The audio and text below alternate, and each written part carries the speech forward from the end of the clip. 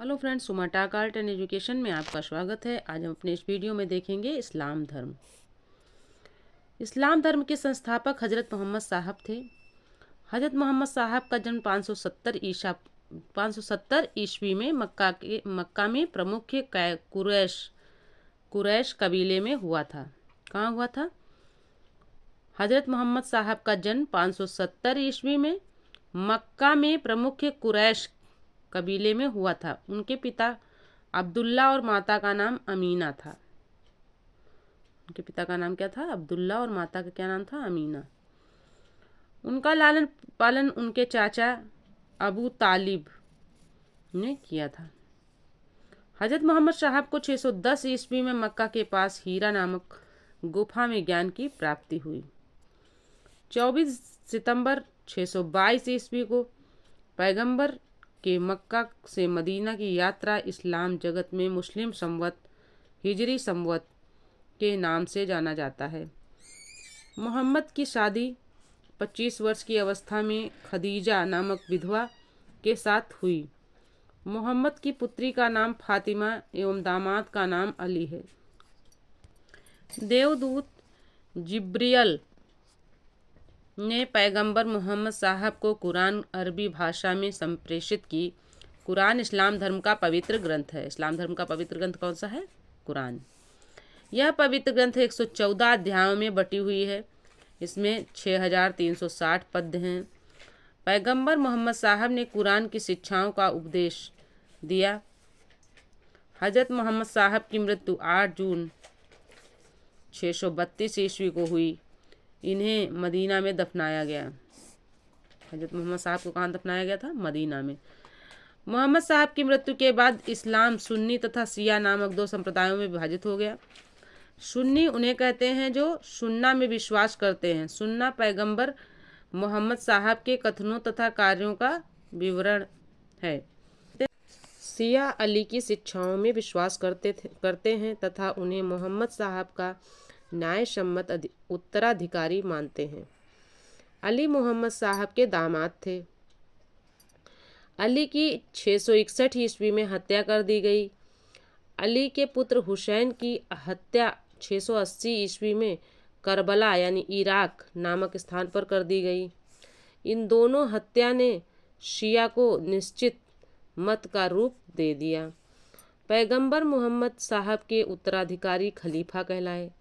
यानी जो पैगंबर मोहम्मद साहब के जो उत्तराधिकारी थे वो क्या कहलाए? खलीफा कहलाए। इस्लाम जगत में खलीफा पद 1924 ईस्वी तक रहा। 1924 ईस्वी में इसे तुर्की के शासक मुस्तफ़ा कमाल पाशा ने समाप्त कर दिया। इब्न इशाक ने सर्वप्रथम पैगंबर साहब का जीवन चरित्र लिखा। मोहम्मद साहब पैगंबर के जन्मदिन पर ईद ए मिलाद उन नबी पर्व मनाया जाता है। यानी इनके जन्मदिन पर कौन सा पर्व मनाया जाता है? मोहम्मद साहब के जन्मदिन पर कौन सा पर्व मनाया जाता है? ईद ए मिलाद उन नबी पर्व मनाया जाता है। भारत में सर्वप्रथम इस्लाम का आगमन अरबों के जरिए हुआ। 712 ईस्वी में अरबों ने सिंध जीत लिया और सबसे पहले भारत के इसी भाग में इस्लाम एक महत्वपूर्ण धर्म बना। नोटेड पॉइंट में देख लेते हैं। नमाज के दौरान मुसलमान मक्का की तरफ मुंह करके खड़े होते हैं। भारत से मक्का पश्चिम की ओर पड़ता है। मक्का की ओर की दिशा को किबला कहा जाता है।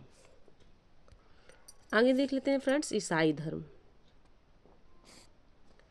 ईसाई धर्म के संस्थापक ईसा मसीह हैं। वह प्रमुख ग्रंथ बाइबिल है। यानी ईसाई धर्म का प्रमुख ग्रंथ कौन सा है? बाइबिल है। ईसा मसीह का जन्म जेरूसलम के निकट बेथलेहम नामक स्थान पर हुआ था। ईसा के जन्म दिवस को क्रिसमस के रूप में मनाया जाता है। ईसा मसीह के माता का नाम मेरी तथा पिता का नाम जोसेफ था।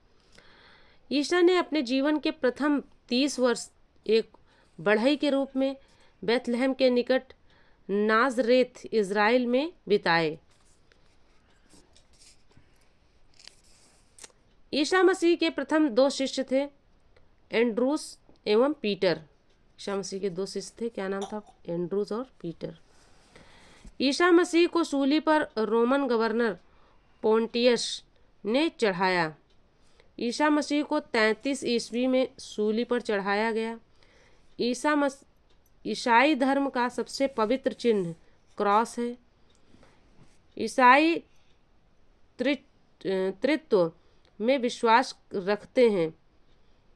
वे हैं ईश्वर पिता, ईश्वर पुत्र यानी ईशा, ईश्वर पवित्र आत्मा, यानी 3 चीज़ों में विश्वास रखते हैं। त्रितत्व मतलब 3 तत्वों में विश्वास रखते हैं। ठीक है, कौन कौन से हैं वे 3 तत्व? ईश्वर पिता है, ईश्वर पुत्र है यानी ईशा, ईश्वर पवित्र आत्मा। ठीक है, नोटेड पॉइंट में देख लेते हैं। 12वीं शताब्दी से फ्रांस में आरंभिक भवनों की तुलना में अधिक ऊंचे व हल्के चर्चों के निर्माण प्रारंभ हुए। वास्तुकला की यह शैली गोथिक नाम से जानी जाती थी। कौन सी शैली थी? गोथिक शैली के नाम से जानी जाती थी। इस वास्तुकलात्मक शैली के सर्वोत्कृष्ट उदाहरणों में से एक पेरिस का नॉट्रे-डेम चर्च है। आगे देख लेते हैं फ्रेंड्स, पारसी धर्म के पैगंबर जरथुस्त्र ईरानी थे। इनके शिक्षाओं का संकलन जिंदा अवेस्ता नामक ग्रंथ में है, जो पारसियों का धार्मिक ग्रंथ है। यानी पूछा जाता है पारसियों का धार्मिक ग्रंथ कौन सा है, तो जिंदा अवेस्ता। इनकी मूल शिक्षा का सूत्र है सद्विचार, सद्वचन तथा सद्कार्य, यानी कि अच्छे विचार, अच्छे वचन और अच्छे कार्य। इनके अनुयायी एक ईश्वर अहुर को मानते थे। इनके अनुयायी क्या करते थे? एक ईश्वर थे अहुर, उनको मानते थे। इस धर्म के अनुयायियों को अग्नि पूजक भी कहा जाता है। तो फ्रेंड्स, यह वीडियो यहीं तक था। मिलते हैं अगले वीडियो में।